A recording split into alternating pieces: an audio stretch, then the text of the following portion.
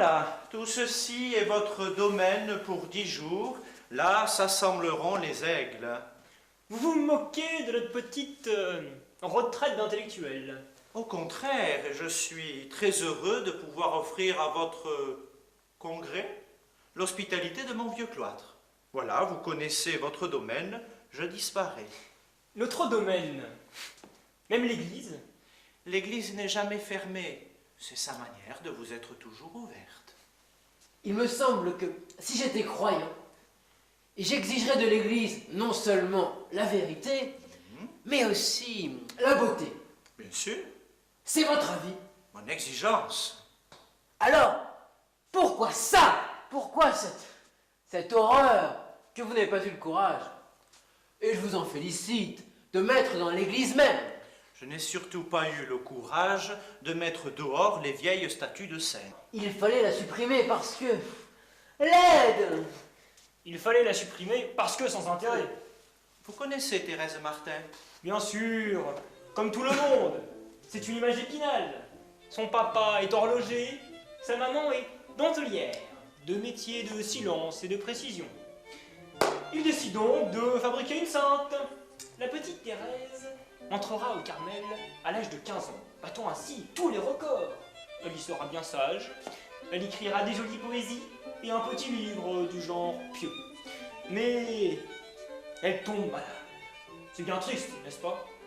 À 24 ans, après une agonie souriante et résignée, elle exhale, toujours sagement, son dernier soupir, léger, si léger. Voilà l'histoire de Thérèse, la petite fille sage, à placer entre celle de Gustave, le mauvais sujet, et Léon, qui mettait les doigts dans son nez. Vous excusez ma franchise. Une jeune fille, Thérèse Martin, meurt à 24 ans. Une dizaine d'amis suivent son corps, et voilà, tout est fini. Mais voici que du jour au lendemain, son nom est sur toutes les lèvres. Le manuscrit de Thérèse Martin se passe de main en main.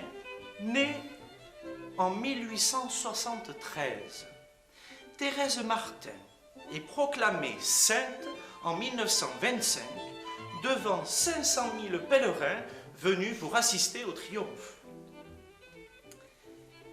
Le nom de cette Française est plus connu dans l'univers que celui de Victor Hugo. J'ignorais cela. On ne mérite pas les 5 l'honneur. On a les 5 qu'on mérite. Cette petite sainte en carton-pâte, personnage de la bibliothèque rose, est faite sur mesure pour ce siècle-ci. Elle ressemble bien à sa statue. Il y avait déjà Saint-Antoine de Padoue, recherche d'objets perdus en tout genre, forte récompense. Il y a désormais Thérèse de Lisieux. Tuberculose pulmonaire et toutes ses complications, guérison assurée. On met 20 sous dans la fente, on allume un cierge, et voilà. Suffit d'un petit peu de publicité et quel rendement. Non, non, si l'Église veut reconquérir ses positions par la démagogie, si elle veut béatifier le mauvais goût et donner une patronne aux midinettes, c'est son affaire, mais qu'on nous laisse bien tranquille avec Thérèse Martin. Faite sur mesure pour son temps. Voilà un beau compliment pour un saint. Mais enfin, votre Thérèse Martin, qu'a-t-elle fait d'extraordinaire? Rien. Absolument rien. Mais pas un geste, pas un instant de sa vie qu'elle n'ait accompli par amour. Amour de Dieu, c'est-à-dire amour des hommes. Thérèse Martin n'a rien inventé. Elle a habillé de neuf des vérités anciennes. Et c'est là l'office des saints à travers les âges. Je n'admire pas, je regrette. Quoi? Vous admirez la précocité chez Mozart, chez Pascal qui invente la géométrie, et pas celle de Thérèse Martin qui invente l'oraison à 9 ans dans un coin de sa chambre. Vous acceptez la mission de Jeanne d'Arc parce qu'elle sauve la France, et pas celle de Thérèse qui sauve les âmes. Mais c'est une tirade! Excusez-moi, avez-vous lu Histoire d'une âme? Je l'ai commencé un jour. Il m'est tombé des mains. Moi aussi, la première fois. C'est le style du genre ineffable, vous savez. Le style de son siècle, de son milieu, terriblement mièvre. Eh bien alors? Alors j'ai repris le livre. J'ai passé les 7 premiers chapitres et on nous disait que c'était du sirop, alors que c'est du sang. Vous me donnez envie de le lire, votre bouquin. Et vous, mon vieux, vous devriez le relire jusqu'au bout. Ne serait-ce que par honnêteté d'esprit. Pourquoi pas? Vous en possédez plusieurs exemplaires? Oui. J'imagine que toutes les jeunes filles... Ah non, tenez, par la pensée, reconstruisez ce cloître. Mettez un peu d'ordre dans le jardin, enlevez la statue, redressez la croix. Vous voici, dans le cloître du Carmel de Lisieux, il y a... Oh, mais le temps ne compte pas quand la clôture est rétablie. Le décor a planté. Le drame Thérèse Martin peut commencer. Le drame, mais n'exagère rien. Oh, mais vous y trouverez l'amour, le secret, l'incompréhension, la nuit, la tentation, le sang. Et vous y trouverez aussi cette chose qui manque beaucoup et la plupart du temps à tous les drames humains. Le silence.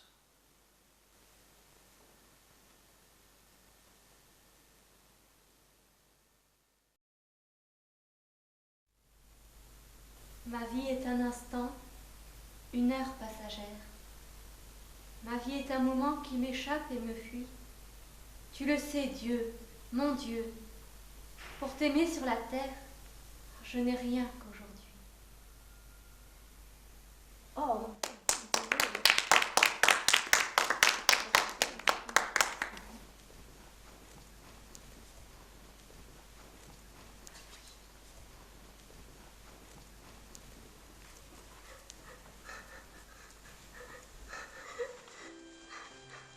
Qui gémit comme l'hirondelle?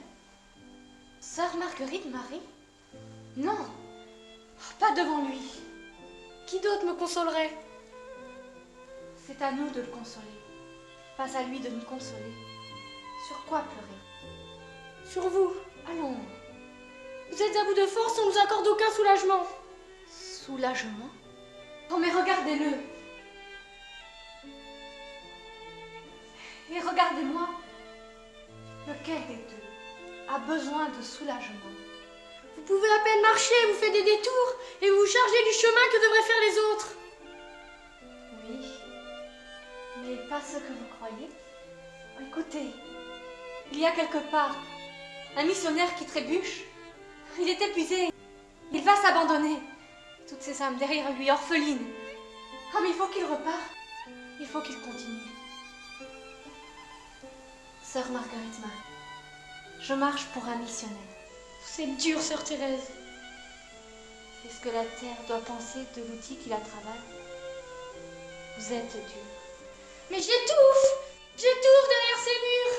Ah, tous ces visages vivants que je ne verrai jamais! Cette nuit, j'ai rêvé d'un enfant qui serait de moi.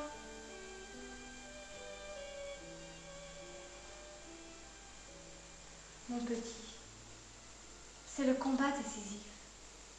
Oh, que Dieu choisisse. Mais n'étoufferiez-vous pas aussi entre les murailles d'une ville et les extrémités de la terre?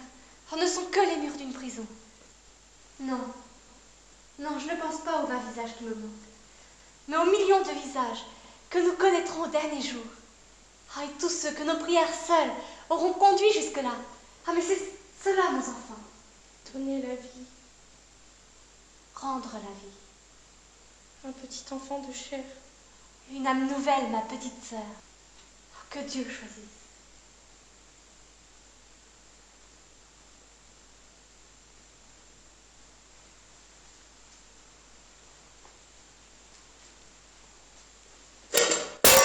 Cette assiette, je ne l'avais pas vue. Et le mur est taché. Quelle maladresse. Je vais chercher un chiffon.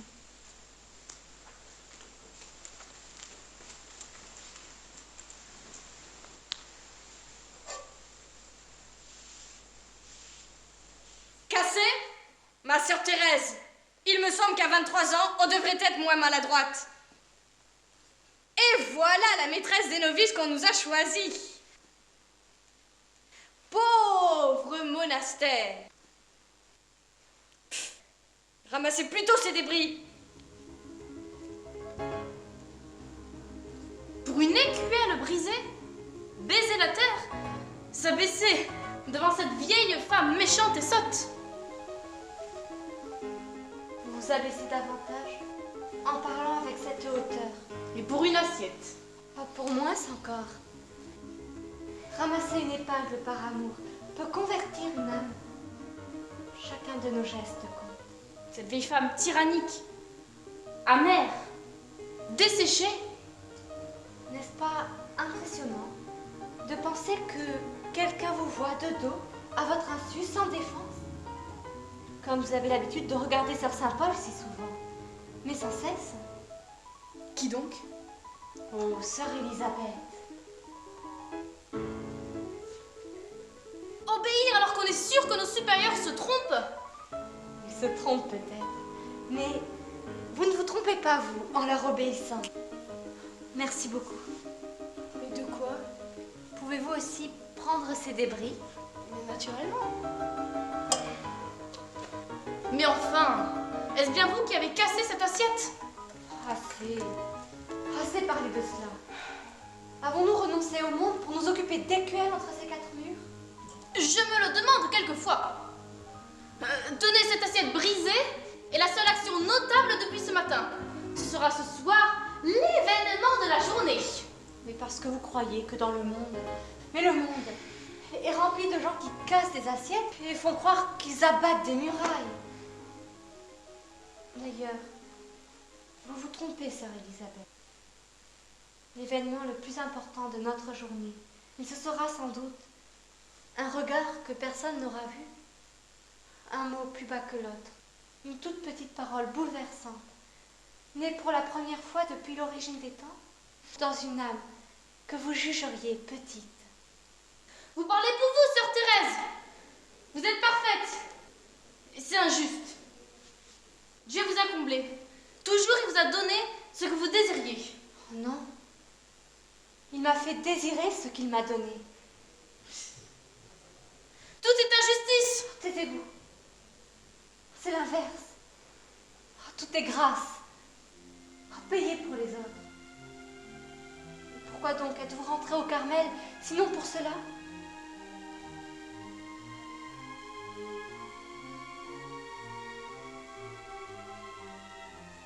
Priez pour moi.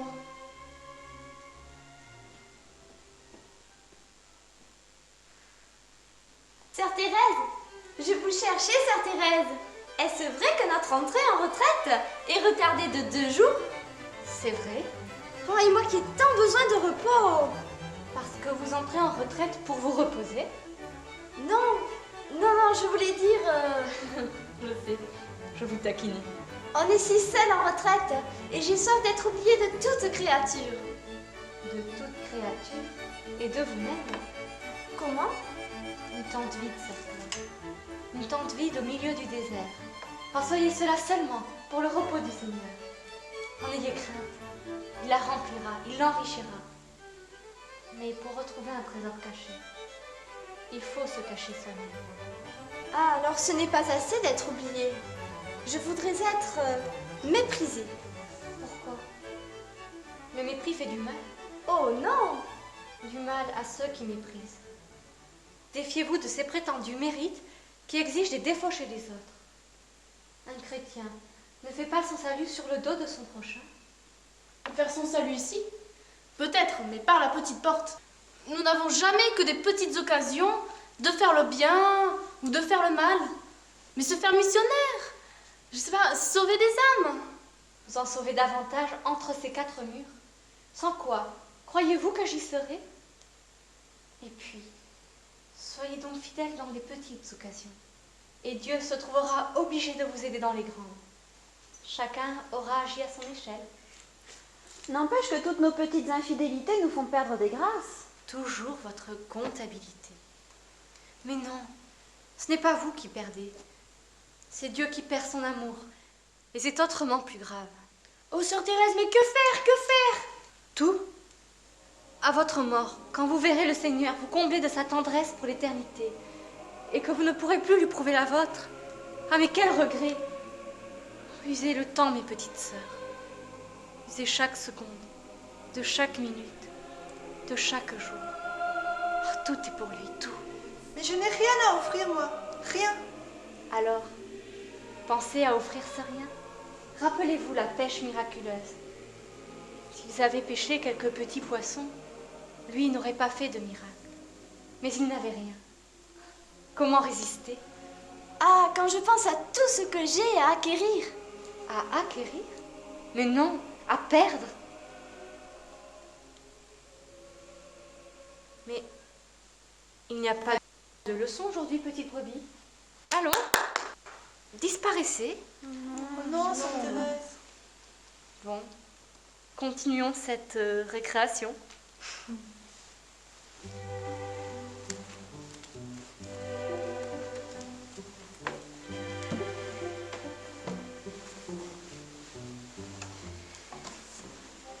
Sœur Mélanie a quelque chose à nous raconter.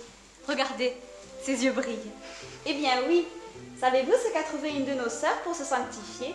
En avalant chaque bouchée au réfectoire, elle se force à imaginer qu'il s'agit de choses répugnantes. Mais si, c'est vrai, c'est ça. Non, mais pas. Par charité. Mais mes petites sœurs, si le Seigneur était à table, il mangerait comme nous. Mangez donc ce qu'on vous donne, même si c'est mauvais. Et si c'est bon, remerciez-en le Seigneur. Oh, Sœur Thérèse, vous êtes trop sur la terre. La tête au ciel et les deux pieds sur cette terre des hommes. Ah ça oui, sur cette terre des arbres et des fleurs et des saints. Ah oui. Moi, Sœur Saint-Paul m'a conseillé de compter mes sacrifices. La semaine dernière, j'en ai fait 167.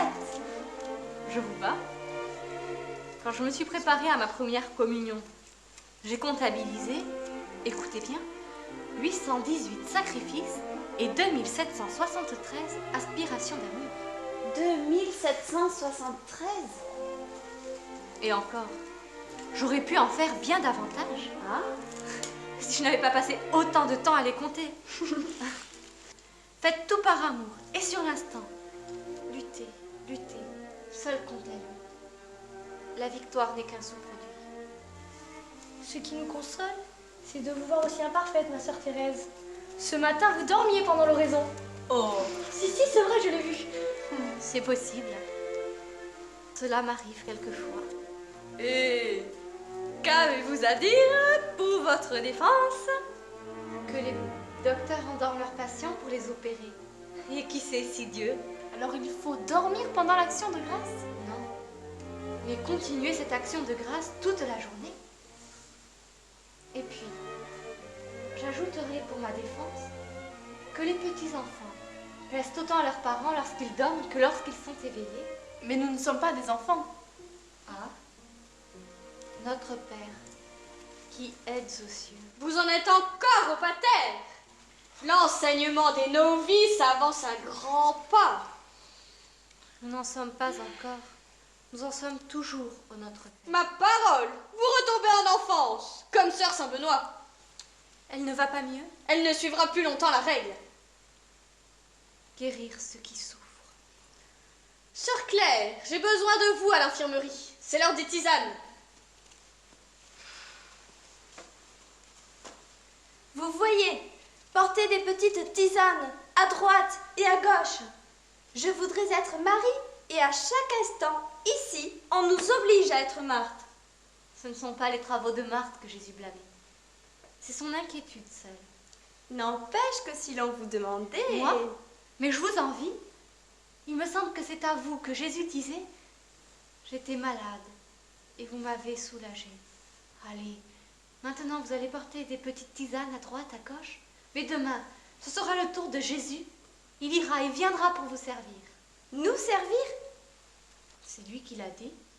Si vous ne croyez pas mot pour mot tout ce qu'il a dit, où donc trouvez-vous la force de rester ici? Allons. Est-ce ainsi qu'on se dépêche lorsqu'on est obligé de travailler pour nourrir ses enfants? Quels enfants? Pas une seule âme au monde qui ne soit notre enfant. Je n'ai jamais autant entendu parler d'enfants que dans ce lieu où nous n'en aurons jamais. Jamais. D'ailleurs, Vous nous conseillez toujours de leur ressembler. Mais ils sont pleins de défauts, les enfants. Ils sont jaloux, impatients, coléreux, Capricieux. Irréfléchi. Entêté, orgueilleux. Orgueilleux? Cela oui. Et pourtant, l'esprit d'enfance tue l'orgueil plus sûrement que l'esprit de pénitence. Ainsi, votre idéal est d'être un petit enfant. En moins encore. Une goutte d'eau, délicieusement confondue dans le grand océan de la communion des saints. Oh, sœur Thérèse, racontez-nous la communion des saints. Écoutez, il n'y avait plus d'allumettes dans le monastère. Il n'y avait plus qu'une petite veilleuse devant l'autel. Une sœur y approcha son cierge, et tous les autres s'allumèrent au sien. Et dans la nuit qui tombait, toutes ces lumières de proche en proche qui se devaient la vie l'une à l'autre. Ah, mais c'est cela la communion des saints. Croyez-vous que la vie soit un rendez-vous d'inconnus et la mort ce grand dortoir anonyme? Non. Non. Pour moi, ce monde est comme un jouet fragile, car chacun de nous est secrètement lié à chacun des autres. En ce moment même, des êtres sont à l'agonie. Oh, ils paraissent devant Dieu. Ils sont devant le seul miroir, face à face avec eux-mêmes. Pour la première fois, pour l'éternité, il faut payer à leur place. Acquitter toute dette, boucher la brèche. Sans cesse, il faut veiller, tout mettre dans le feu. Pas le temps d'amasser, pour ne pas cesser un instant d'acquérir, mais pour ne pas cesser un instant de donner. Quand travaillerons-nous pour nous?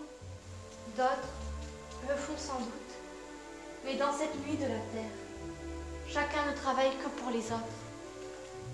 Notre prière, c'est du sel pour nous, mais du diamant pour eux. C'est injuste. Mais c'est au-delà de toute justice et de toute injustice. Parlera-t-il de justice au ciel, le docteur de l'Église, quand il s'apercevra qu'il doit tout à un berger et le patriarche à un petit enfant? Et vous-même, quand vous rencontrerez la petite âme inconnue à qui vous devez tout, en parlerez-vous de justice? Pourtant, il faut bien faire son propre salut, sœur Thérèse. Faire son salut? Mais cela ne veut rien dire. Faire notre salut, votre salut, leur salut. Ah ça oui. Rappelez-vous qu'on ne vous a jamais appris ici à dire ma cellule, mon manteau, mais notre cellule, notre manteau. Tout nous est prêté, tout, sauf le salut de notre prochain. Ce n'est pas aimer les autres comme soi-même, c'est justement les aimer plus que soi-même. Non, c'est les aimer comme lui-même l'a fait. C'est le premier commandement. Et le second? Être fidèle.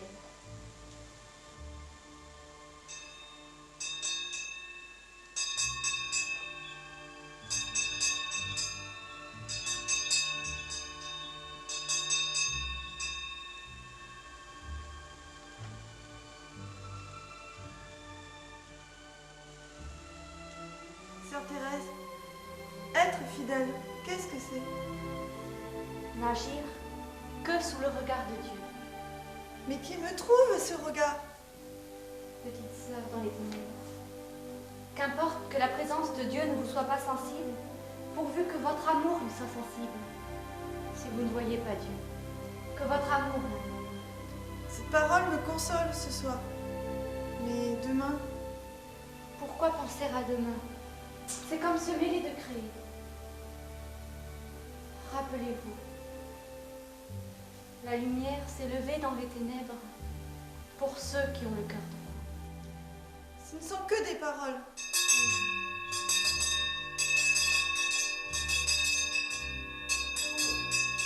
Tout n'est que parole. Mais le Seigneur vient me relayer. Car voici l'ordre de faire silence. Silence où nous prions. Et c'est Dieu qui parle. Sœur Thérèse, Silence.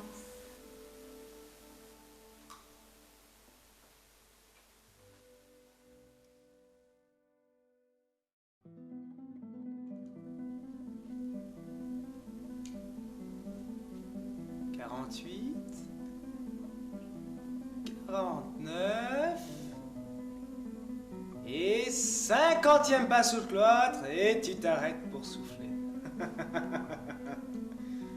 Quel âge a donc cette vieille femme infirme? 23 ans. Ah. Ingénieusement agencé pour qu'on y crève de froid, ce bâtiment. Rien à dire. Ce petit tournant dans l'escalier, là. Ouh. Oh, et là. Tu ne vas pas tomber, non? Bon, ma fille. Bon. À l'assaut de l'escalier, maintenant. Marche après marche. Comme chaque soir. Et ce corps inutile, ce corps accablé de vêtements stupides. Voilà. Tu t'arrêtes le dos tourné contre le mur. Statue. Statue de l'absurde. Tu ferais pitié. Pitié? Non. Tu me fais horreur.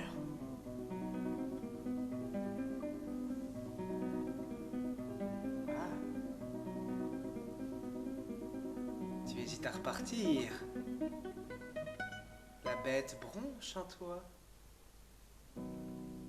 C'est qu'il ne fait plus glacer seulement, mais ténébreux. Tout à l'heure, la sœur Saint-Paul a emporté ta lampe par mégarde. Tu as un insensongé à lui demander. Et puis, tu as pieusement pensé que tu pourrais rejoindre notre petite cellule sans notre petite lampe. Te voilà dans les ténèbres, une fois de plus. Les ténèbres extérieures. Mais ce soir, compte sur moi, ma fille, pour les illuminer.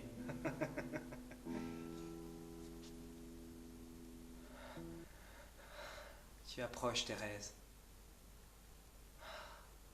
Chacun de tes pas retentit délicieusement dans mon cœur. Tu viens vers moi.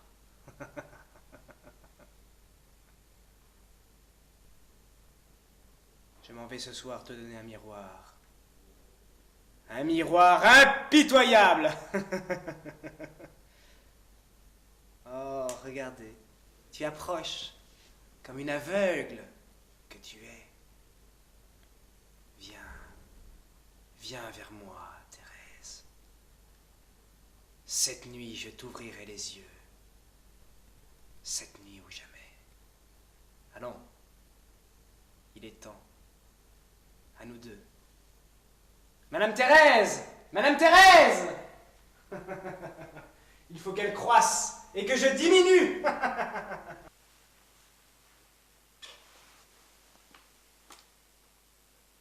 Thérèse! Qui m'appelle? Toi-même. La vraie Thérèse. Qui connaît la vraie Thérèse? Celle que le monde était en droit d'attendre. Celle que tu avais le devoir d'être. Le droit? Le devoir? Que me voulez-vous? Tu peux me tutoyer. À qui dire tu, sinon à soi? Je ne tutoie que Dieu. C'est une intimité qui ne te réussit guère. Dans quel état te voici? Je ne me reconnais plus. Moi non plus. Je fais souvent l'aumône à des gens qui ont l'air moins misérables. Tu n'as donc pas honte de faire pitié? J'aurais plutôt pitié de ceux qui ont honte. Et vous vous trompez.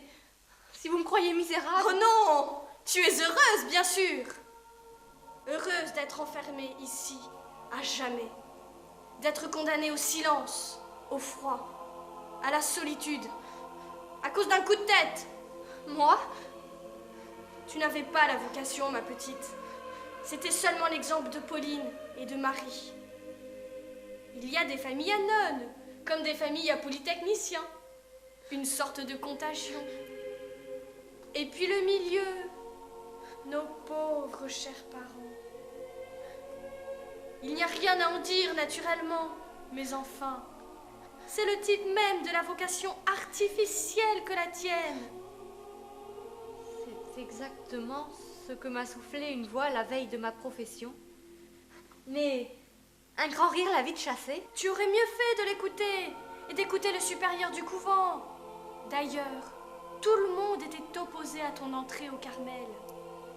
Tout le monde, sauf la mère prieure, qui, depuis, elle avait besoin d'un souffre-douleur Elle t'a fait venir.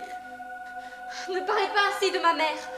Ta mère, ta vraie, ta seule mère est morte. Épuisée, désolée, ayant donné le jour à 4 enfants morts et à 5 autres qui devaient mourir au monde. Ah, quel bilan! Quelle pauvre vie inutile! Plus de Martin! Adieu! Fini les Martins! Mais n'appelle pas mère cette vieille femme injuste, despotique, capricieuse! Un enfant ne juge pas sa mère. Au fond, tu viens de le dire, tu n'es qu'une enfant. Tu n'as jamais eu le courage de dégager ta personnalité. Et ma personnalité, c'était vous? Mais oui! Petite, tu ne pouvais pas te passer 1 minute de ta mère. Rappelle-toi, lorsque tu montais un escalier, à chaque marche tu appelais « Maman, maman, maman ». Et si elle oubliait une seule fois de répondre « Oui, ma petite fille », tu restais là, perdue, incapable d'avancer ni de reculer. C'est vrai. Après sa mort, tu t'es réfugiée dans les jupes de Pauline, puis dans celles de Marie. Toutes deux parties, tu les as suivies. Tu as cru pouvoir reconstituer ici les buissonnets. Mais non! Elle est déserte, la petite maison de famille. Est morte, la famille. Et tu n'as retrouvé ici que ta vieille ennemie, la solitude. C'est vrai. La solitude. Et quelle consolation, je te le demande. Celle de n'en avoir aucune sur la terre. La folle, mais nous y sommes sur la terre. Il n'y a que cela dont nous soyons sûrs, la terre, la terre. Et tu choisis la solitude. Tu sais pourtant comment s'achève l'aventure. Qu'est-ce que la mort, sinon la suprême solitude? Tu meurs d'avance. Tu seras seule, Thérèse, seule jusqu'au dernier jour. Au dernier jour, le Seigneur conduira son troupeau dans les verts pâturages. Oh, il rassemblera les petits agneaux et il les pressera contre son sein. Toujours les contes de fées. Tout le mal vient de là. Tu as trop. Nous avons trop de sensibilité. D'ailleurs, tes poésies sont charmantes. Mais tu limites ton inspiration. Tu ne cultives pas le talent que le ciel t'a donné. Et ça, c'est mal. Moi, je publie un poème chaque dimanche dans le Messager de l'Orne. Sous un pseudonyme, bien entendu. Et je suis en pourparlers avec un éditeur d'Alençon pour un premier recueil. Quand mon livre paraîtra, je toucherai d'innombrables cœurs. Mais toi, à quoi servent tes poésies?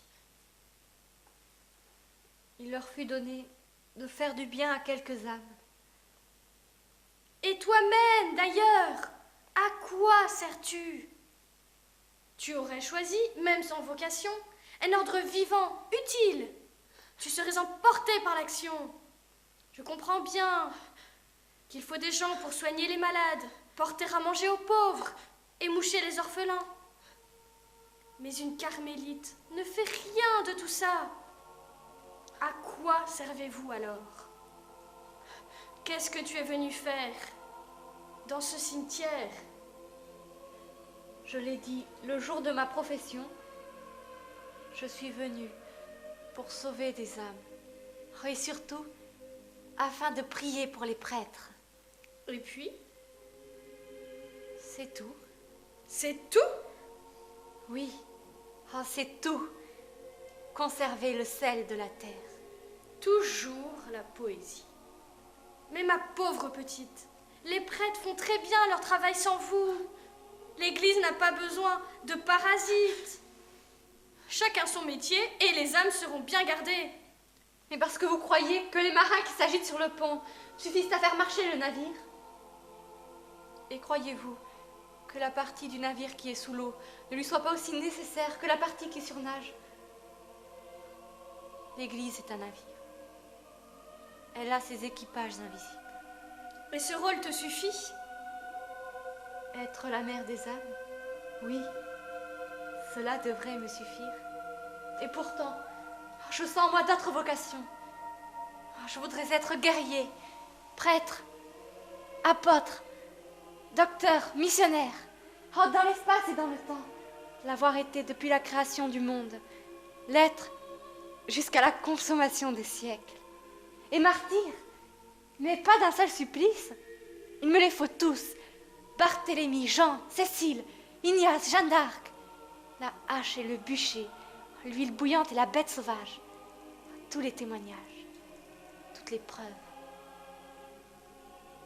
Tu n'as pas changé depuis le temps de tes 5 ans. Quand on t'offrait des jouets à choisir sur une corbeille, tu prenais la corbeille en répondant « Je choisis tout ». J'ai choisi tout.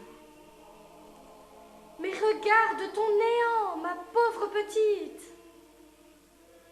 M'abaissant alors, jusque dans les profondeurs de mon néant, je m'élevai si haut que je pus atteindre mon but.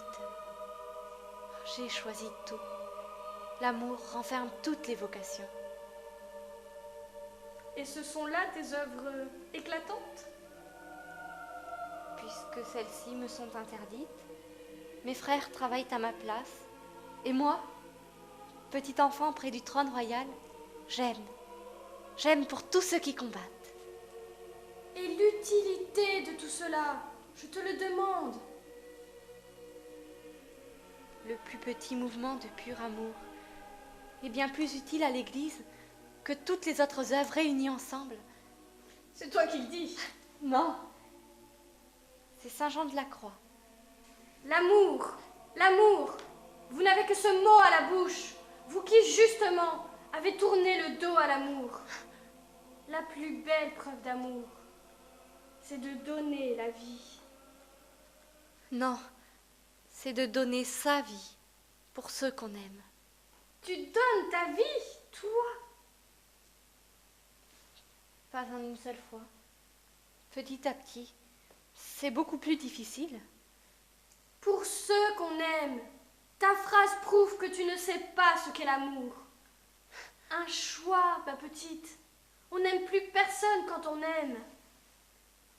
Alors j'aime mieux notre amour à nous, car on aime enfin tout le monde quand on aime. Il y a tout de même des bornes. Est-ce que l'amour du Christ a eu des bornes? Pourquoi ma confiance en aurait-elle? Des mots, des mots, des mots, tout cela. Des mots pour lesquels on donne sa vie en valent la peine d'être écoutés. La vérité, je l'avais bien pressenti. Tu n'es qu'une petite fille, sans caractère, sans courage devant la vie. Si tes sœurs avaient décidé d'être demoiselles des postes, tu les aurais imitées. Elles ont choisi le Carmel, tu les y as suivies. En y apportant la même mentalité, tu es une petite fonctionnaire. Au lieu de compter les timbres, tu comptes les grains de chapelet. Où est la différence? Sais-tu que le jardinier te reconnaît malgré le voile, à ta démarche ni lente ni vive, automatique? Oh non, régulière.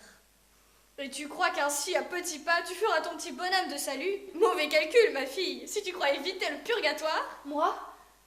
Mais je n'en ramasserai pas une épingle pour m'éviter le purgatoire. Orgueilleuse! Mais je mangerai de la terre pour vous l'épargner. Insolente! Ne te mets pas en peine pour moi. Ma chance est plus sûre que la tienne. Dieu aime ceux qui risquent l'aventure. Et la seule aventure, le seul risque, c'eût été le mariage. Dieu aime ceux qui donnent la vie. Et voici mon premier présent au monde. Il sera prêtre, si Dieu le veut.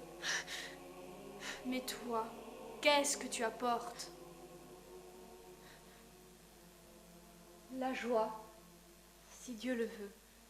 Oh, la joie pour lui et pour tous les autres enfants de lumière. Si chacun est jugé selon ses œuvres, ne t'inquiète pas à mon sujet. Je donne aux pauvres, moi. Que deviendrait-il si tout le monde avait fait vœu de pauvreté? Je fais partie du comité diocésain et je suis pressentie pour être secrétaire générale de l'œuvre du bon pasteur, à 23 ans. Voilà où tu en serais, Thérèse, sans ce coup de tête et ton obstination. Mais avoue-le donc, tu t'es trompée. Ton orgueil seul t'a empêché de le reconnaître à temps. Mais maintenant, fais-le savoir autour de toi. Écris à tes cousines, à toute ta famille. Écris, je regrette. Sois utile une fois dans ta vie. Non, tu t'obstines. Prends garde, ma petite. Nous parlions du jugement. Tu y arriveras les mains vides. Tant mieux, car alors, je recevrai tout de Dieu. Je veux seulement y arriver les mains jointes. Les mains jointes pour s'empêcher l'une l'autre de mal faire. Les mains jointes pour cacher le néant de ma vie. Les mains jointes sur mon cœur consumé. Cœur, cœur, ce mot que tu devrais avoir la pudeur de ne pas prononcer. Si tu avais seulement ça de cœur, tu songerais à cette malheureuse communauté, à la charge de qui tu vas finir par tomber à force de gâcher ta santé. C'est ce que j'ai le plus redouté.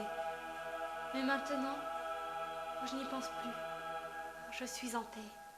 Mais moi aussi j'ai la paix. Avec 3 domestiques, tu penses?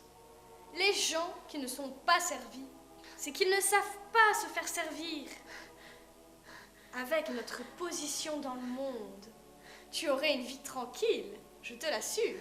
Mais pas la tranquillité, la paix.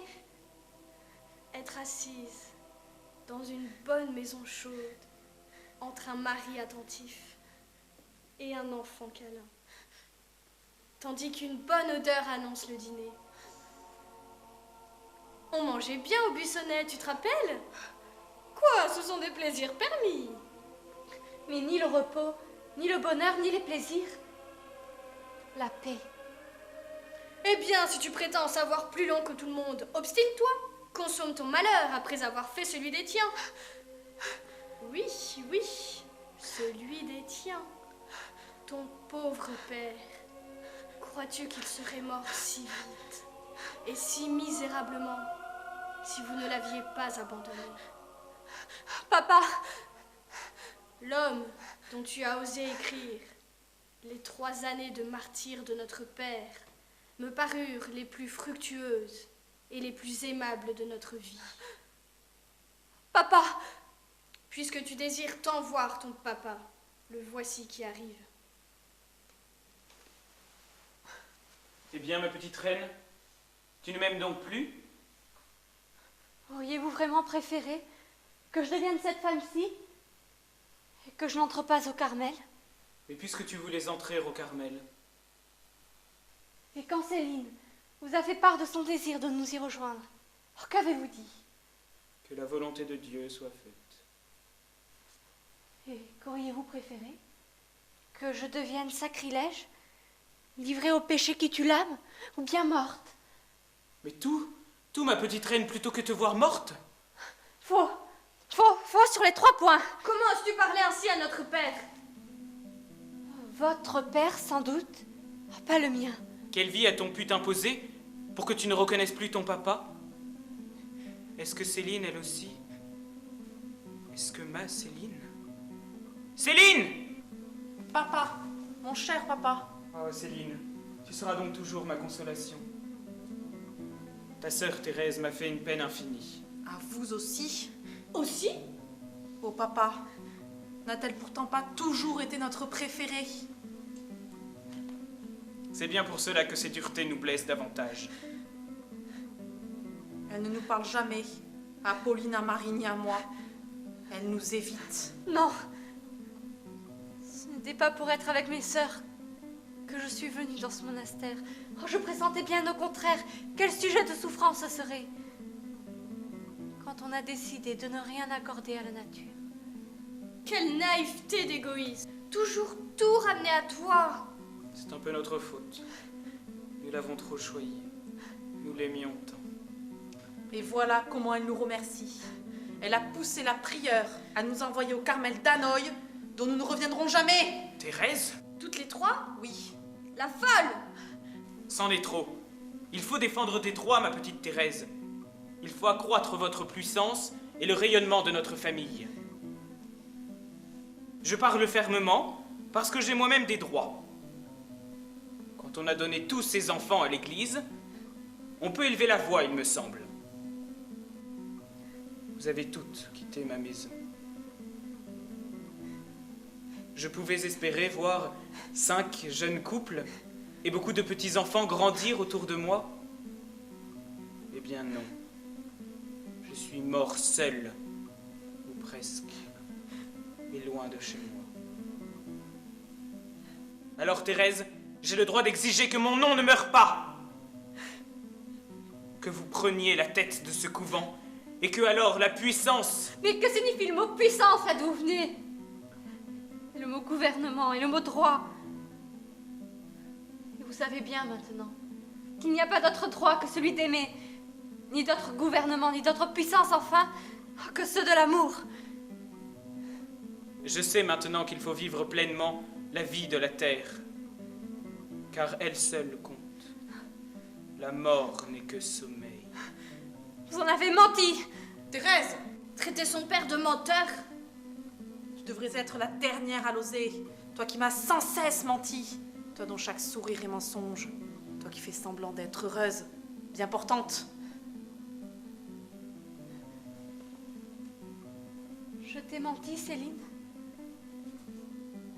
Tout dans le monastère me paraît ravissant. Surtout notre petite cellule me charmait. Notre petite cellule. Voilà ce que tu écrivais pour m'attirer ici. Mais regarde-la, notre charmante petite cellule. Regarde-la donc.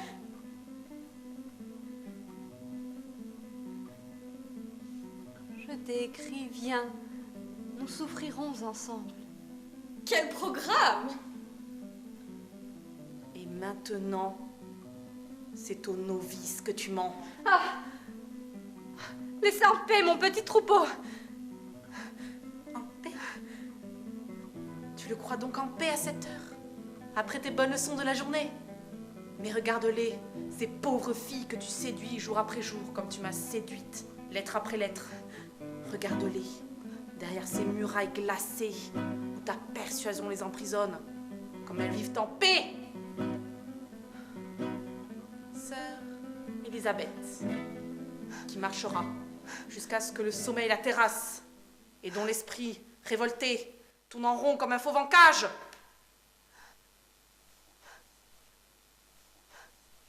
Sœur Marguerite Marie, novice, indécise et partagée, qui, à l'heure où tout le couvent dort, rêve en paix à l'enfant qu'elle n'aura jamais, au printemps qui commence derrière ses murs, aux monts et merveilles qu'elle ne connaîtra pas. Ah, sœur Catherine, dont le cœur déborde de paix, au point qu'elle s'est relevée de sa couche pour prier. Car elle prie, n'est-ce pas?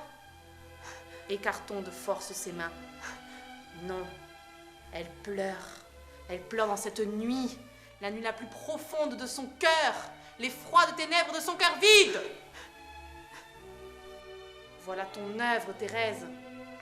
Tu peux, après cela, accuser notre père de mensonge. Et ce n'est pas tout. À chacune de ces vies brisées pour rien en correspond une autre. Il y a quelque part dans la nuit 3 fiancés désertés qui marchent, pleurent ou rêvent. Il y a, dans la nuit du monde, tous ces enfants qui ne verront jamais le jour. Et toutes ces familles amputées, de voir mourir leurs enfants tant aimés. Thérèse, Thérèse, si ta pauvre mère te voyait. Ta pauvre mère. Vous avez dit ta pauvre mère. Il n'y a que les vivants pour parler ainsi. Les vivants sans espérance et sans fidélité. Oh, ma mère, ma glorieuse, ma bienheureuse mère. Mais elle est là, en haut de l'escalier. Et je l'appelle comme autrefois. Maman! Maman! Maman!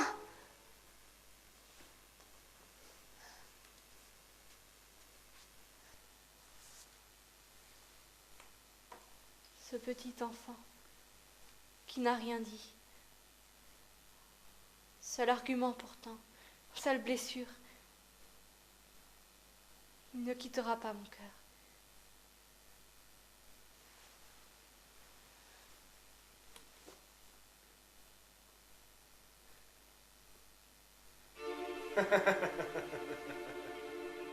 Face à face. Ah, vous n'agissez plus par personne interposée? Non, non. Ce n'était qu'un préliminaire, une mise en train. À nous deux maintenant. De toi à moi, ton Dieu. Où est-il? Tu l'as vu? Il t'a parlé? Sa présence t'est sensible? Franchement. Mais tu vois bien que tu es dans les ténèbres depuis ton entrée au Carmel, Thérèse. C'est la nuit. As-tu oublié cette parole que tu citais à l'une de tes novices? La lumière s'est levée dans les ténèbres pour ceux qui ont le cœur droit. Tu entends, Thérèse? Pour ceux qui ont le cœur droit. Mais ta lumière, où est-elle? Mais où est-elle? Vous oubliez seulement le début de la citation. Ceux qui tournent leur regard vers lui en seront éclairés. J'attends. Il se lassera plus vite de me faire attendre que moi de l'attendre. Thérèse, ma petite fille, raisonnons un peu. Tu aimes ton Dieu mieux que toutes les autres. Et pourtant, il t'abandonne plus que toutes les autres. Il doit bien y avoir une raison profonde à cela. Oui, Oui, oui, oui. oui. Et je viens seulement de la trouver, grâce à vous. À moi? Et c'est bien naturel, parce que j'ai eu pitié de vous. Quoi? Il fallait que je comprenne qu'il y a réellement des âmes sans foi et sans espérance. Mais qu'est-ce que comprendre? Il fallait que je vive leur vie. Ah, j'ai le droit de prier pour les incrédules. J'ai sondé l'horreur de leur nuit. Il fallait que je touche le fond. Mais alors, vous,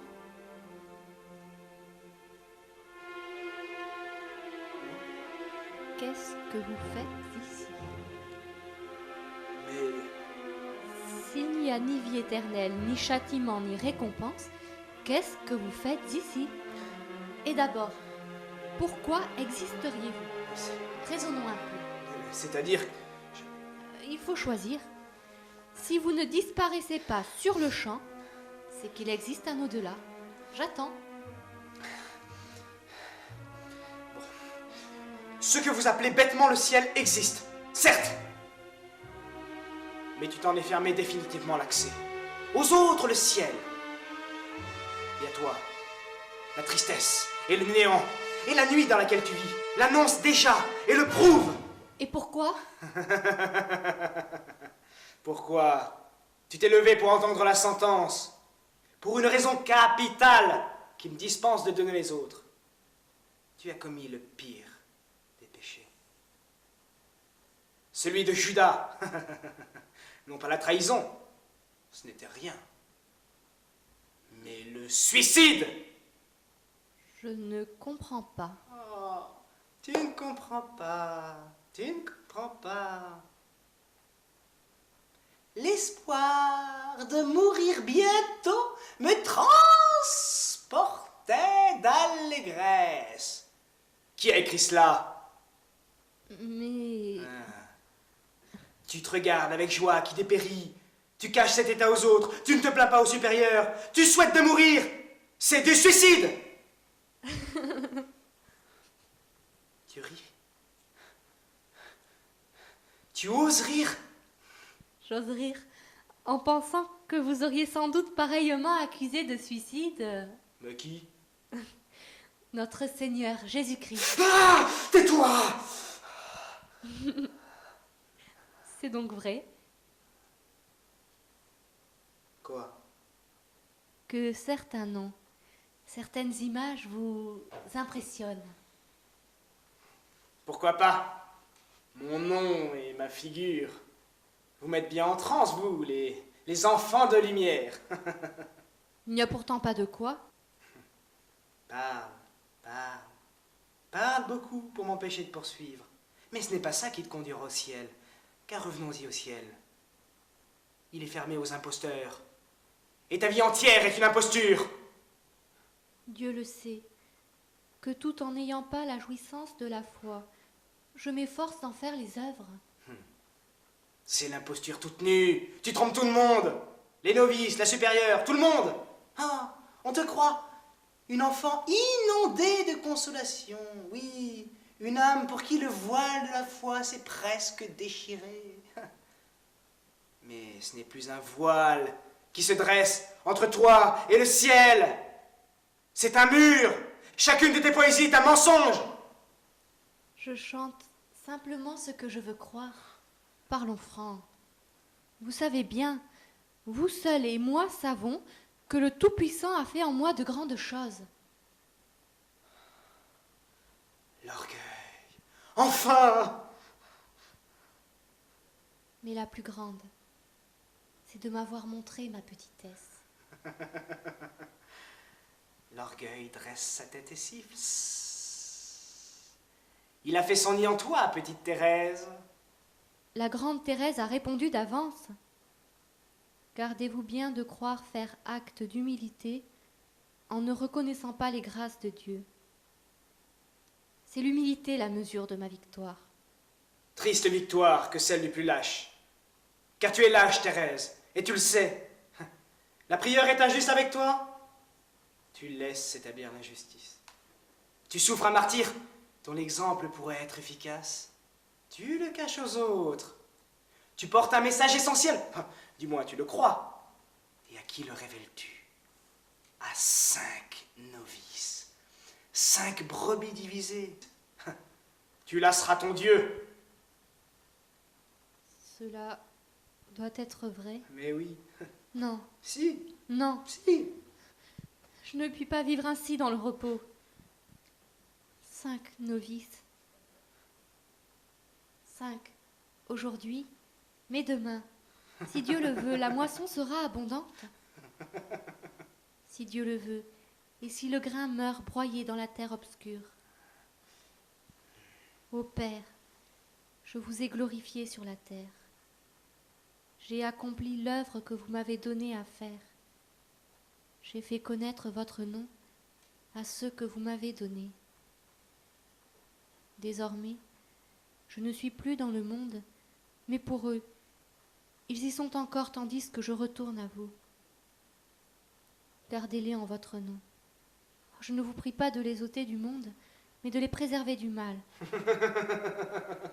Eux et tous ceux qui croiront en vous à cause de votre parole, afin qu'ils aient en eux-mêmes la plénitude de ma joie.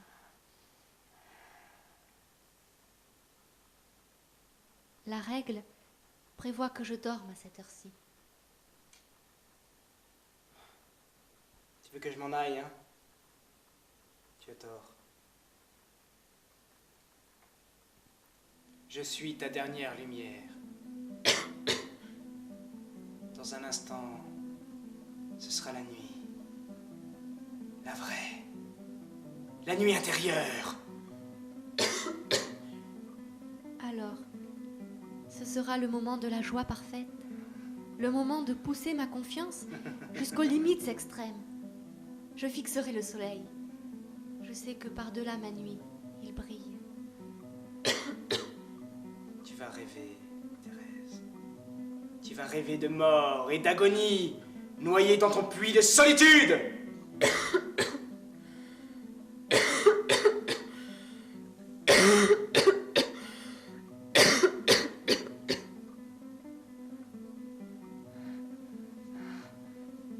Thérèse.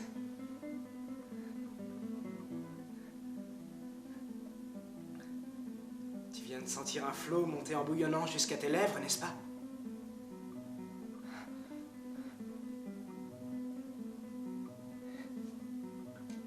Et maintenant, tu portes ton mouchoir à ta bouche.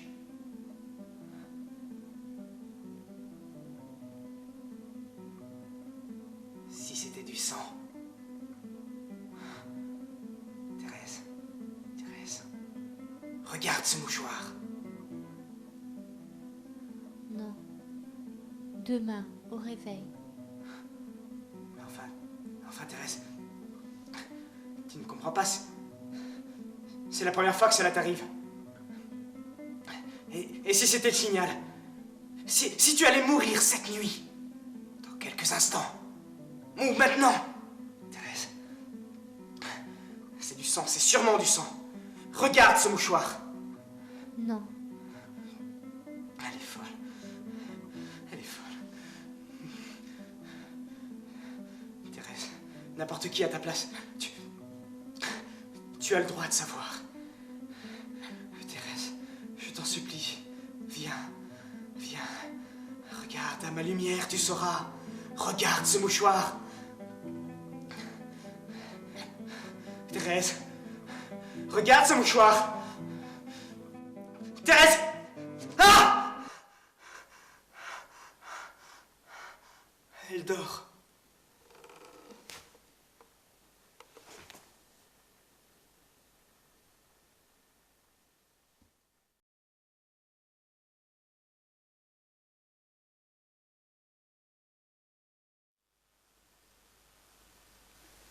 Corpus Domini nostri Iesu Christi, custodia taniam tuam, in vitam aeternam. Amen.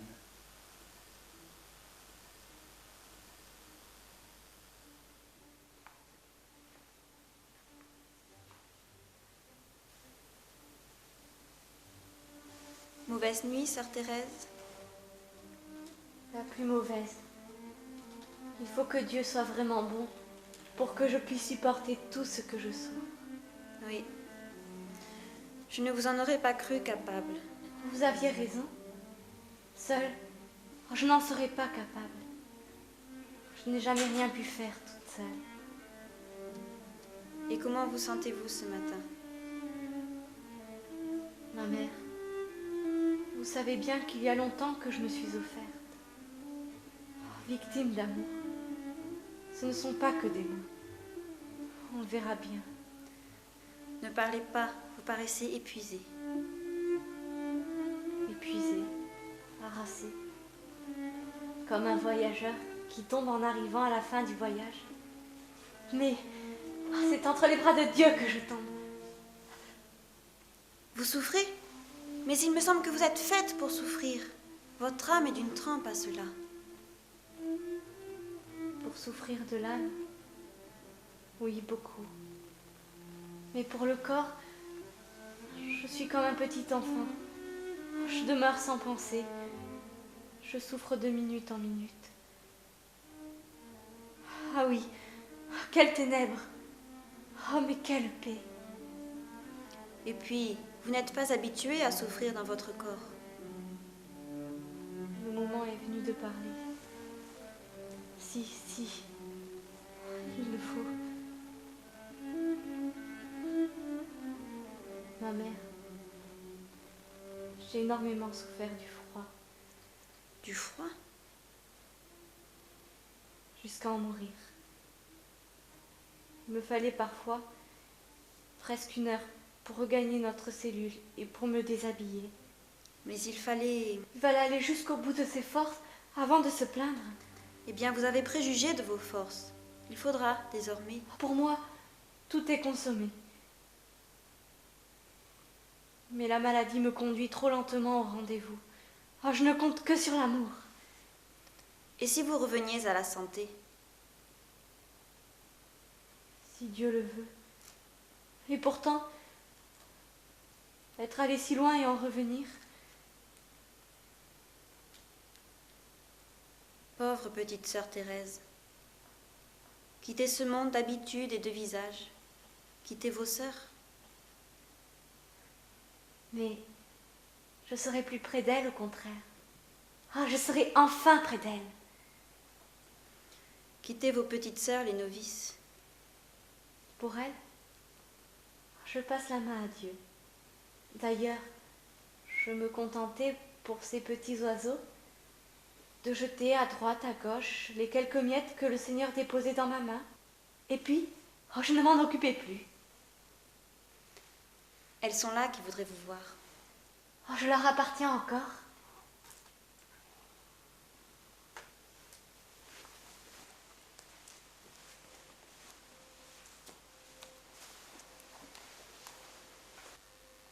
Alors, mes petites sœurs, on vient me voir qui me meurt? Non, mais si. Vous vous dites, quoi? Cela m'arrivera un jour? À moi aussi, dans l'enfance, les événements les plus importants de ma vie m'apparaissaient de loin comme des montagnes inaccessibles. Quand je voyais les grandes faire leur première communion, ah, mais je me disais, quoi? Moi aussi? Et plus tard, pour rentrer au Carmel, prendre l'habit, faire profession. Quoi? Moi aussi? Ah, mais comment ferais-je? Eh bien, pour mourir, c'est la même chose. S'il est dur de vivre au Carmel, il est doux d'y mourir. Oh non, sœur Élisabeth, s'il est doux de vivre au Carmel, il est plus doux encore d'y mourir. Et puis, qu'est-ce que la mort? La séparation du corps et de l'âme. Je n'ai pas peur d'une séparation qui me réunira pour toujours à Dieu. Mais non, ce n'est pas la mort qui vient nous chercher. Oh, c'est lui. Il viendra accompagné des anges. Vous les verrez resplendissants de beauté. Non, sœur Mélanie, toutes ces images ne me font aucun bien. Là où j'en suis, on ne peut se nourrir que de la vérité. Et puis, les anges ne sont pas aussi heureux que moi. Oh, ils ne peuvent pas souffrir. Oui, vous souffrez beaucoup, sœur Thérèse. Je souffre beaucoup, oui. Mais est-ce que je souffre bien? Voilà qui est important. Il faudrait offrir ces souffrances, je le sais. Mais quoi? Je ne puis m'astreindre à dire mon Dieu c'est pour ceci, mon Dieu c'est pour cela. Oh, je lui donne tout. Il sait bien ce qu'il doit en faire. Oh, ces mouches, ces mouches! Laissez-les. Ce sont mes seuls ennemis. Il faut bien quelqu'un à qui pardonner. Mais quelle patience! Moi? Mais je n'ai pas eu encore une seule minute de patience. On se trompe toujours, ce n'est pas la mienne. Mais complimentez-moi quand même. J'aurais tellement honte de ces compliments qu'il faudra bien que je fasse en sorte de les mériter. Comment pouvez-vous? Non, jamais, jamais je ne pourrai. Oh, taisez-vous. La grâce parlera plus haut que la nature. C'est parce qu'on pense au passé, à l'avenir, qu'on se décourage et qu'on désespère. Sœur Marguerite Marie, voyez, je ne souffre que d'instant en instant. Tenez, ma sœur Thérèse, c'est l'heure.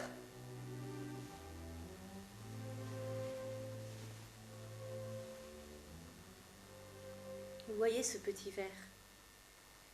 On le croirait rempli d'une liqueur exquise. Eh bien, je ne connais rien de plus amer. C'est l'image de ma vie. Elle a toujours paru riante aux yeux des autres. Elle fut remplie d'amertume dès l'enfance.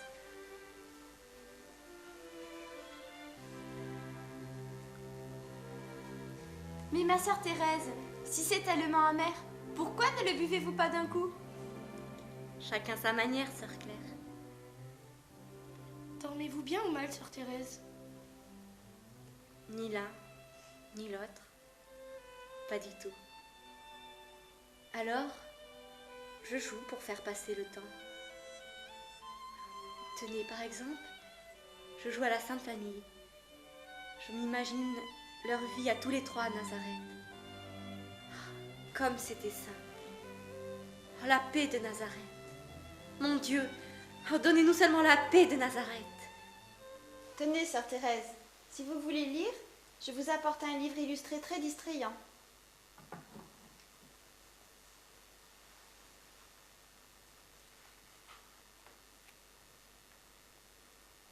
Comment pouvez-vous penser que cela puisse m'intéresser?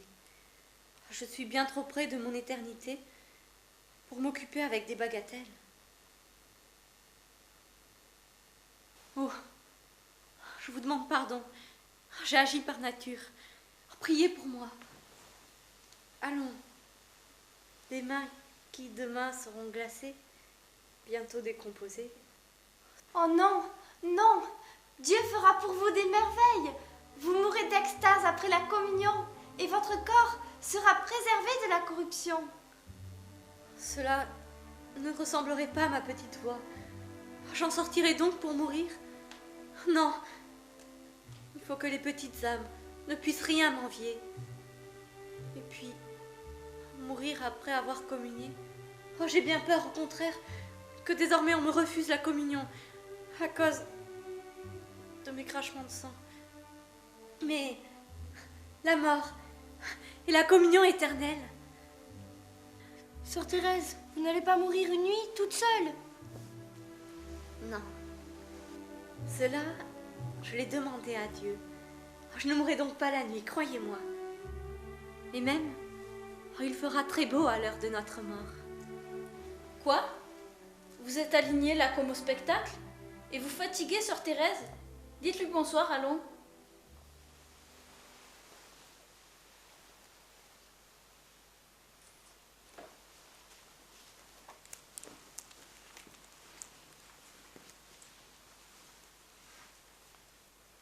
C'est donc toujours la nuit pour vous, ma petite sœur.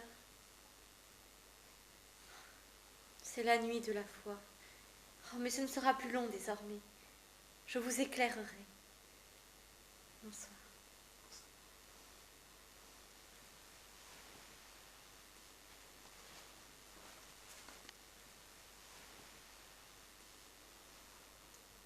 J'ai tant prié de mourir à votre place. Et voilà.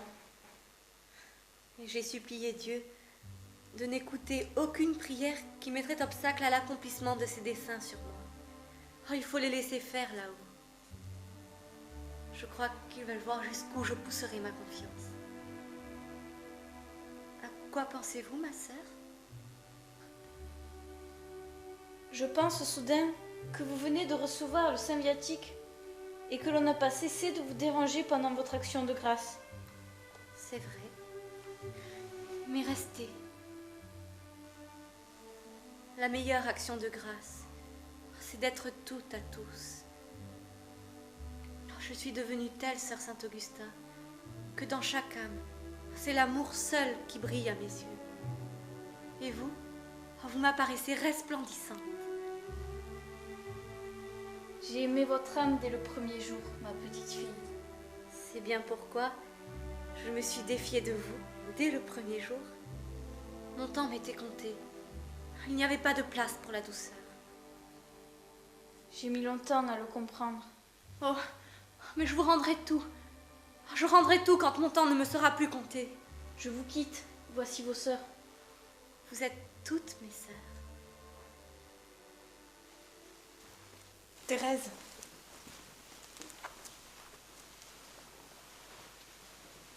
Ma petite, ma pauvre petite.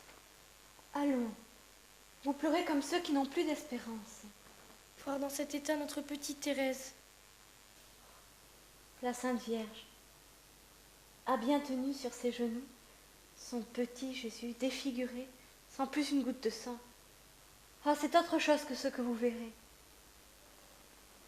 Et puis, si je n'avais pas ces tentations contre la foi, cette épreuve qu'il est impossible de comprendre, mais je mourrais de joie sur l'instant à la pensée de mourir bientôt. Ah, rompez la toile de cette douce rencontre. Vous ne mourrez même pas entre mes bras. C'est mieux ainsi. Notre mère prieure représente Dieu. Avec vous, il y aurait eu un sentiment trop naturel. Jusqu'au bout, Thérèse. Vous aurez donc jusqu'au bout lutté contre la nature. Mes petites sœurs, vous savez bien que je ne pouvais être que tout l'un ou tout l'autre. Il est bon pour vous que je m'en aille.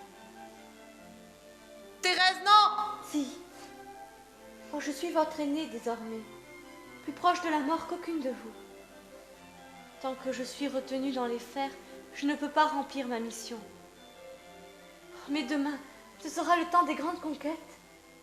Oh oui, je sens que ma mission va commencer. Ma mission de faire aimer Dieu comme je l'aime. De donner ma petite voix aux âmes.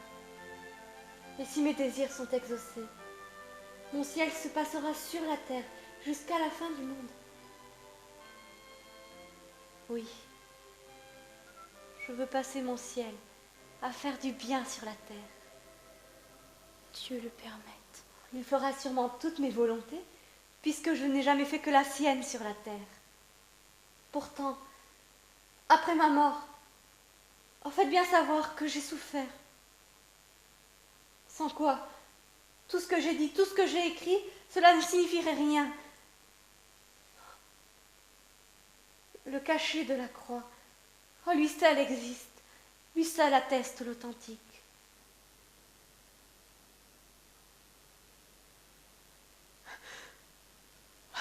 Voici la nuit qui tombe. Nous sommes là, tout autour de vous. Non, dans ma nuit à moi, il n'y a personne, personne. Oh, c'est si mystérieux. Je souffre pour d'autres âmes. Et lui, ne veut pas. Oh, prenez ma tête dans vos mains. Non, c'est à la Sainte Vierge que je parlais. Ah, ne plus même pouvoir parler à vous. Mais qu'est-ce que je vais devenir? Je n'ai plus que les mains de libre. Oh, l'air de la terre me manque. Quand donc aurais-je l'air du ciel? Non, non, non, non. Délivrez-nous des fantômes de la nuit. Ah, comme il faut prier pour les agonisants, si l'on savait. Je vous salue Marie, pleine de grâce. Le Seigneur est avec vous. Vous êtes bénie entre toutes les femmes, et Jésus, le fruit de vos entrailles, est béni. Sainte Marie, Mère de Dieu, priez pour nous pauvres pécheurs, maintenant et à l'heure de notre mort.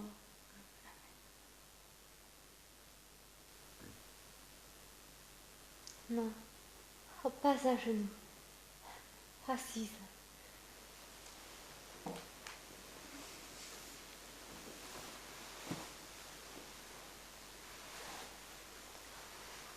Allez dormir, mes petites sœurs.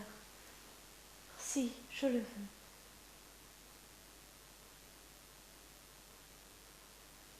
Sœur Geneviève vous veillera cette nuit et nous prierons pour vous.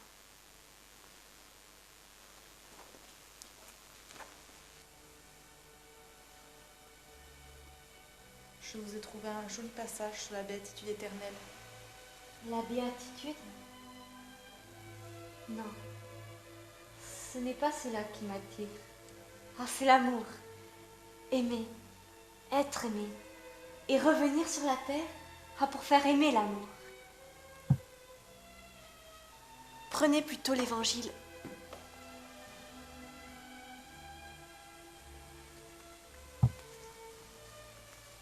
Ouvrez-le au hasard.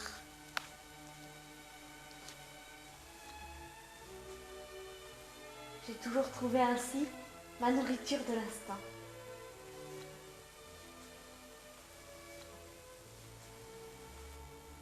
Il est ressuscité.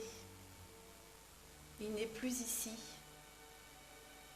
Voici le lieu où on l'avait mis. Oui, c'est bien cela. Je suis comme ressuscitée. Je ne suis plus au lieu où l'on me croit. Le Seigneur m'a prise et m'a posée là. Oh, ne vous inquiétez donc plus pour moi, quoi qu'il arrive.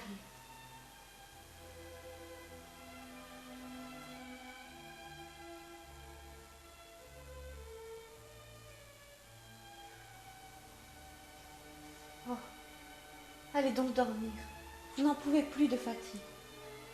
Certainement pas. Si, je le veux. Il ne m'arrivera rien cette nuit. Je me sens bien mieux.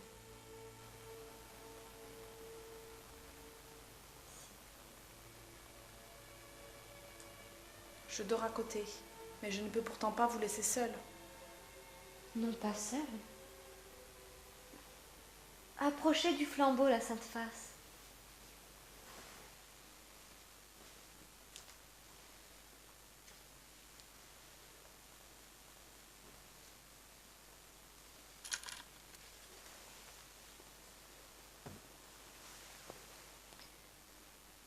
Ainsi, qui pourrait croire que je suis toute seule?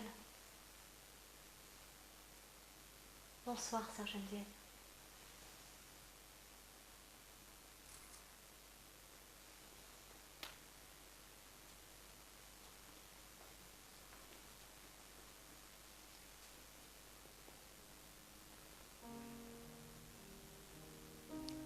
Heureusement qu'il tient ses yeux baissés.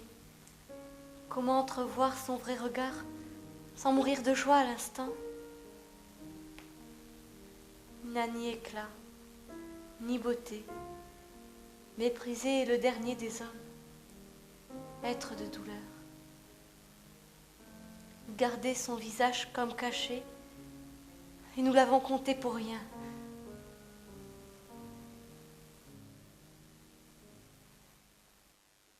Elle est perdue, n'est-ce pas? C'est-à-dire qu'il est déroutant qu'elle vive encore. Ça a été si soudain. Certains prétendent qu'elle était malade depuis longtemps. Mais je ne le crois pas, nous l'aurions su. Évidemment. D'ailleurs, elle n'a pas l'air de souffrir tellement. Voulez-vous la vérité? La maladie avait beau jeu avec une petite sœur toute tendre qui se laissait vivre et qui n'avait jamais eu de contrariété. Elle a pratiqué la vertu. Oui, mais de là à en parler comme d'une sainte, et ce n'était nullement une vertu acquise par les souffrances et les humiliations. Tout ça, voyez-vous, tout ça, c'est de la poésie. Je me demande ce que notre mère pourra en dire dans sa circulaire. Oui, tout aimable qu'elle est, cette petite sœur n'a rien fait qui vaille la peine d'être racontée. Il y a bien ce fameux manuscrit. Encore de la poésie. Sortons. Voici notre mère avec le médecin. Jamais je n'ai vu cette forme de maladie de poitrine. C'est affreux ce qu'endure cette jeune religieuse. Elle est perdue? 100 fois, et depuis longtemps. Et il y a même quelque chose d'anormal dans son cas. D'anormal? Comment dire? J'ai l'impression, et c'est stupide, mais j'ai l'impression qu'elle souffre pour 2 ou pour 3. Vaut-il mieux l'asseoir ou la tenir allongée? L'asseoir, mais ses os lui percent la peau. C'est comme si vous l'asseyiez sur des fers pointus. On dirait que boire la soulage un peu. C'est comme si vous versiez du feu sur du feu. Vous savez, la tuberculose a gagné les intestins. Comprenez-vous, et a mis la gangrène.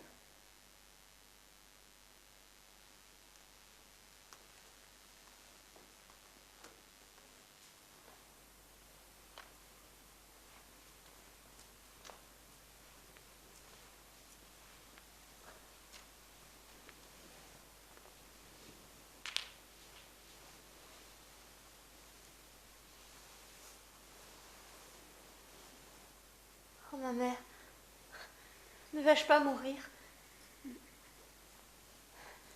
Mourir dans un lit, moi?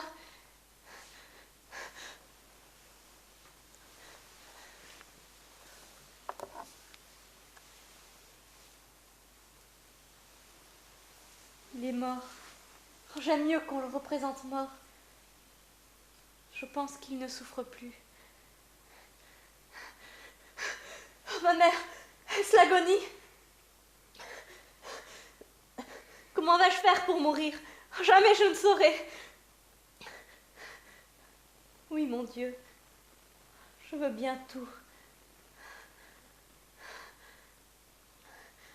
C'est donc atroce ce que vous souffrez? Pas atroce, mais beaucoup, beaucoup. Oh, juste ce que je peux supporter. Souffrir. On emploie trop ce mot. On ne peut pas savoir. Il faut le sentir. Ah, tout ce que j'ai dit, tout ce que j'ai écrit est donc vrai surtout.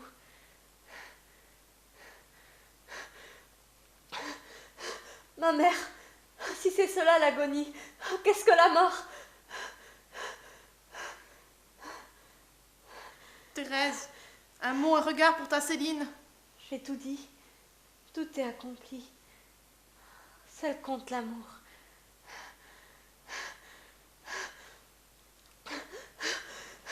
Oh, je ne peux plus respirer.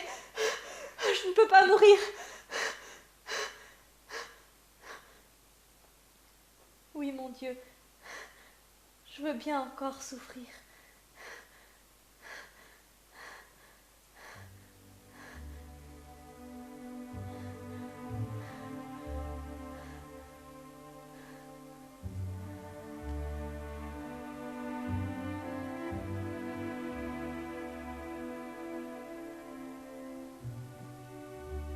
Vers 5 heures, nous étions seuls près d'elle. Son visage changea subitement. L'ultime agonie commençait. Je fis avertir notre mère qui appela toute la communauté. Lorsque nos sœurs entrèrent dans l'infirmerie, Thérèse les accueillit avec un sourire. Elle tenait son crucifix et le regardait constamment. Pendant plus de 2 heures, un râle terrible déchira sa poitrine. Son visage était congestionné, ses mains violacées. Elle avait les pieds glacés et tremblait de tous ses membres. Une sueur abondante perlait en gouttes énormes sur son front et ruisselait sur son visage. Elle ne pouvait presque plus respirer qu'en jetant de faibles cris. À 6 heures, lorsque l'angélus sonna, elle leva des yeux suppliants sur la statue de la Vierge. À 7 heures et quelques minutes, la mère prieure, croyant son état stationnaire, congédia la communauté. Ma mère, ne vais-je pas enfin mourir? Si, mon enfant. Mais Dieu veut peut-être prolonger votre agonie de quelques heures. Eh bien, allons, allons.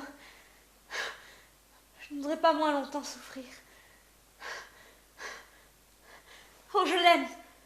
Mon Dieu, je vous aime. C'est fini. Sonnez, sonnez vite. Ouvrez les portes, ouvrez les portes.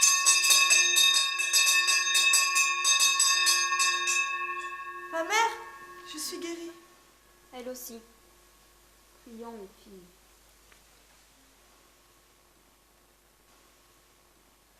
Je vous salue.